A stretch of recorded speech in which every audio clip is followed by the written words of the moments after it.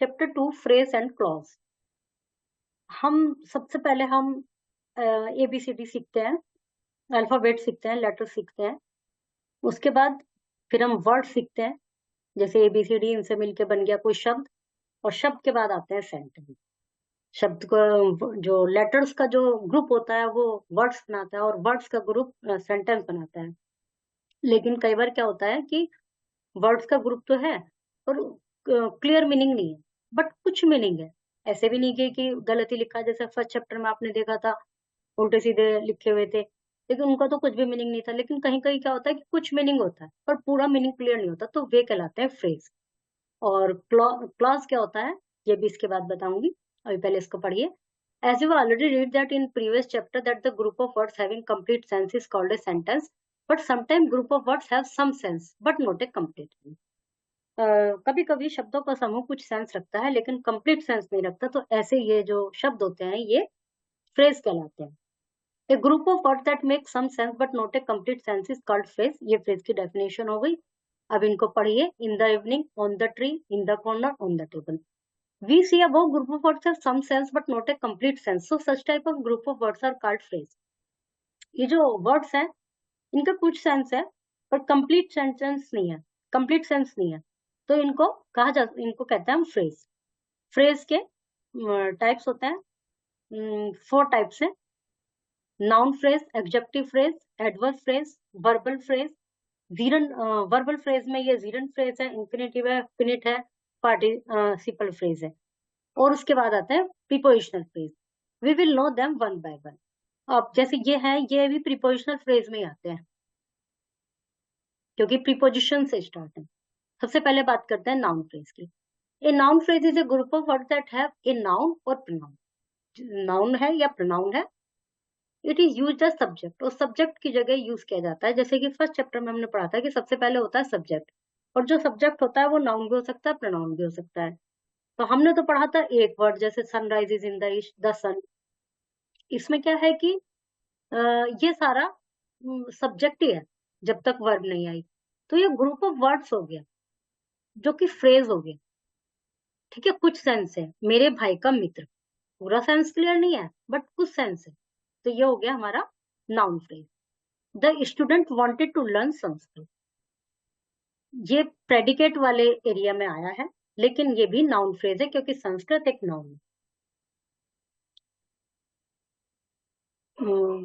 Adjective phrase. An adjective phrase is a group of words that consist of an adjective. Adjective word एक ऐसा group है जिसमें कि adjective होता है जो कि कॉम्प्लीमेंट की तरह भी यूज किया जाता है। It provides more information about noun और प्रोनाउन। एडजेक्टिव फ्रेज में एडजेक्टिव होना चाहिए कोई जो कि नाउन या प्रोनाउन के बारे में कुछ इंफॉर्मेशन देता है। जैसे अनु है silky smooth hair. People living in large cities often find it difficult to reach in time. फिर adverb phrase.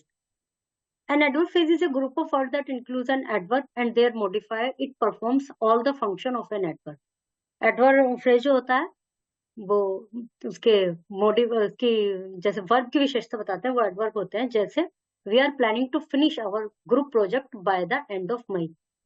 जो इसमें वर्क है वो ये है कि फिनिश करना है group project by the end of May, तो ये एडवर्ब फ्रेज हो गया।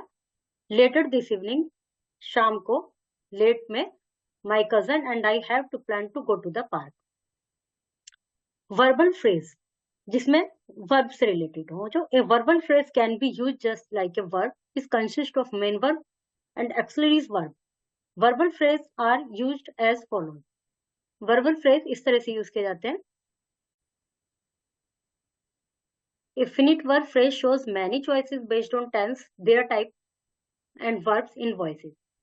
Non-finite verb along with other words make non-finite verb phrase that can be infinitive, gerund, participles depending upon the use of phrase in a sentence. Sentence में phrase use किस तरह से हुआ है उस पर डिपेंड करता है कि वो इन्फिनेटिव है, जीरंड है या पार्टिसिपल है।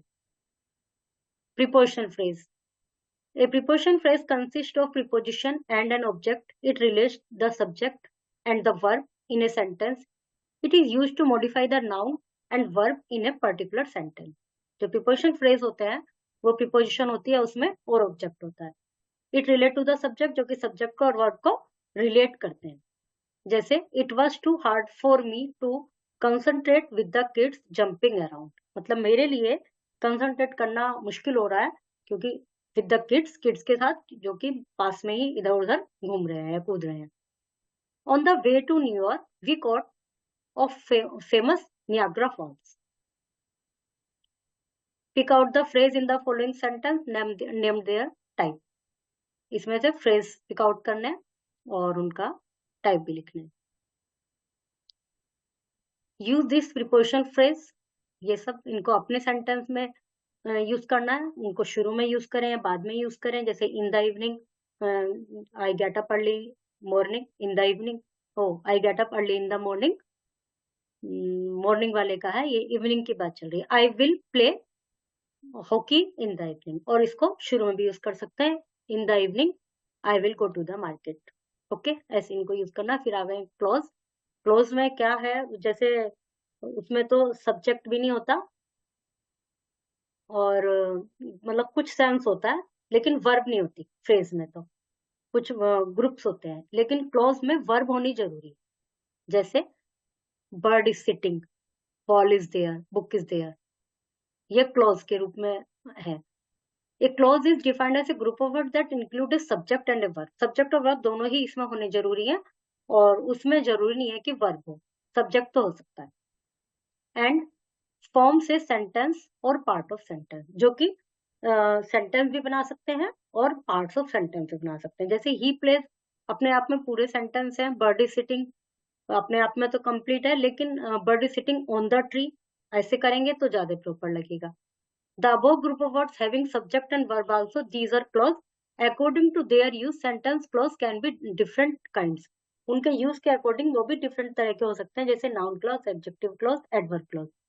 Adverb clause of time, adverb clause of place, जो भी एडवर्ब के काइंड्स होते हैं, adverb of time, adverb of place, वही एडवर्ब क्लॉज के टाइप्स होते हैं। Reason, adverb clause of manner, adverb clause of comparison. We will know them one by one. Noun clause. A noun clause is a clause that function as a noun, जो कि noun की तरह function करता है। Like all clauses, a noun clause has a subject and a verb. Lots of noun clause start with that, how, why. जो noun clause होते हैं उसमें clause की जो जरूरी वो है, subject और verb होना जरूरी है, वो इसमें होते हैं। जैसे I don't know why he is leaving early. Why he is leaving early, ये that, how और why से शुरू होता है noun clause ज्यादातर, ये इसका क्लोज है। Adjective close, an adjective close provides additional information, जैसे कि एडजेक्टिव फ्रेज एडिशनल इंफॉर्मेशन प्रदान करते हैं, ऐसे ही एडजेक्टिव क्लोज कुछ एक्स्ट्रा इंफॉर्मेशन देते हैं हमें, किसके बारे में, नाउन के बारे में। And it is not the main focus, जो कि मेन फोकस नहीं होता, मतलब उसके बिना भी सेंटेंस कंप्लीट माना जा सकता है एडजेक्टिव क्लोज के बिना, और वो ज्यादा इंफॉर्मेशन देते हैं। जैसे चलो पहले इसको पढ़ते हैं। This kind of class even if removed, यदि हट जाते हैं, do not make difference as the sentence still remain complete without it. वही जो मैंने भी बताया है कि इनका इतना मेन फोकस नहीं होता, यदि ये सेंटेंस में हट जाए तब भी सेंटेंस कंप्लीट रहता है। A clause of this nature is enclosed within a pair of commas or brackets. या तो ये कॉमा में होते हैं या ब्रैकेट में होते हैं बीच में। अब इस एग्जांपल को देख लीजिए, माय ब्रदर, यदि हु लिव्स इन ऑस्ट्रेलिया बीच में से हटा दें तब भी सेंटेंस कंप्लीट है। My brother will be coming to India next month. ठीक है, इसने इसके बारे में और इन्फॉर्मेशन दी है, मेरा भाई जो कि ऑस्ट्रेलिया में रहता है। तो ये होगा adjective clause. Adjective clause, an adverbial clause, sometimes referred to as an adverb clause. Adverb clause is a group of words that together function as an adverb. ये adverb की तरह भी कार्य करते हैं जो adjective clause होते हैं। जैसे इनके क्या क्या काइंड्स हैं, adverb clause of time, after his work is finished, he may go home, वो घर जा सकता है जब उसका काम पूरा हो जाए, तो समय बता दिया। Place, you may sit, तुम बैठ सकते हो, अपने आप में भी पूरा है। यू में गो होम अपने आप में भी कंप्लीट है, लेकिन साथ में ये ऐड हो गए हैं इसके, तो ये प्लेस की बात हो गई जहां पे तुम चाहो। रीजन, कारण, because you recommended him, I appointed him अपने आप में भी कंप्लीट है, क्योंकि तुमने उसको रिकमेंड किया था। ये इसका एडवर्ब क्लॉज ऑफ रीजन है। Adverb clause of manner, she cried, वो ऐसे चिल्लाई जैसे कि वो एक छोटी बच्ची हो। तो शी क्राइड अपने आप में भी कंप्लीट है, और ये इसका तरीका हो गया कि वो किस तरह से चिल्लाई। Comparison, it was fine morning, ये एक अच्छी मॉर्निंग थी देन आई एक्सपेक्टेड। तो कंपैरिजन हो गया, जैसे मैंने उम्मीद की थी उससे भी ज्यादा अच्छी थी। इसमें अलग अलग लिखना है, subordinate clause, main clause. Subordinate clause वो होता है जो कि अपने आप में कंप्लीट नहीं है। मेन क्लॉज वो होता है जो कि अपने आप में भी कंप्लीट है। जैसे I met my wife in London, ये अपने आप में भी कंप्लीट है, ये इसका सबऑर्डिनेट क्लॉज हो गया।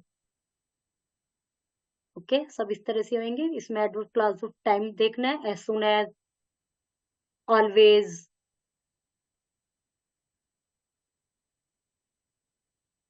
Manner, adverb clause of manner, John scoffed loudly, beautifully. Okay, reason, because. Okay, chapter is completed.